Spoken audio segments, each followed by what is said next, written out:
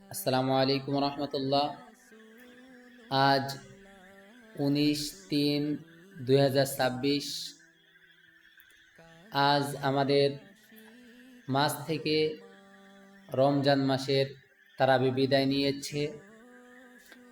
আজ বাংলাদেশ নয়, পুরো পৃথিবীর সকল জায়গার সকল মসজিদেরই তারাবি শেষ হয়ে গিয়েছে।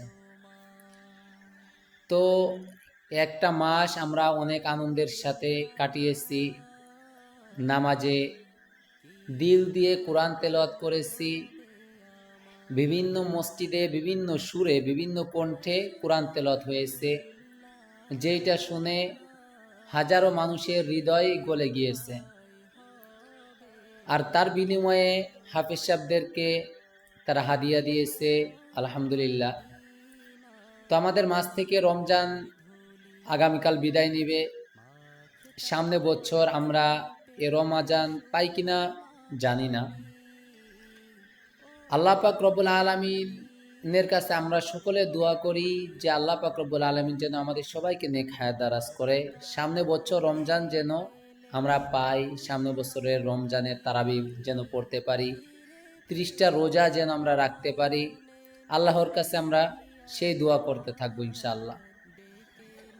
আর আমাদের মাস থেকে আসলে যারা রোজা রাখছে, যারা ইফতার, সেহরি, তারাবি সব কিছু আদায় করেছে, তাদের কাছ থেকে রমজান মাসের এই রোজা বিদায় নেওয়া, তারাবি বিদায় নেওয়া মানে অনেক কষ্টের একটা বিষয়। মুয়াজ্জিন সাহেবরা প্রতিটা মসজিদে সেহরির সময় মুসল্লিদেরকে ডেকে ডেকে দিয়েছেন। মহল্লার মানুষেরা ঘুম থেকে উঠা তাদের ডাকে সাড়া দিয়ে তারা রান্না করেছে, সেহরি খেয়েছে।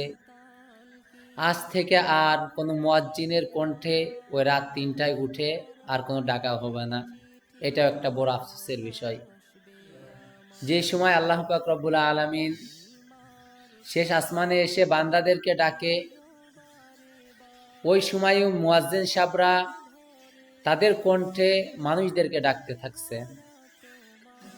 আজ থেকে আমাদের মনে নতুন একটা কষ্ট থেকে গেল যে রমজানটা বিদায় নেওয়ার কারণে।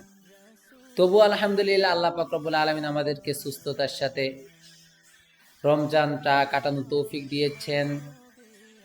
আমাদের শনিবারে ঈদ, এই জন্য আল্লাহর কাছে শুকরিয়া। আল্লাহ পাক যেন আমাদের সবাইকে নেক হায়াত দারাজ করে ঈদের নামাজ পড়ার মতো তৌফিক দান করেন।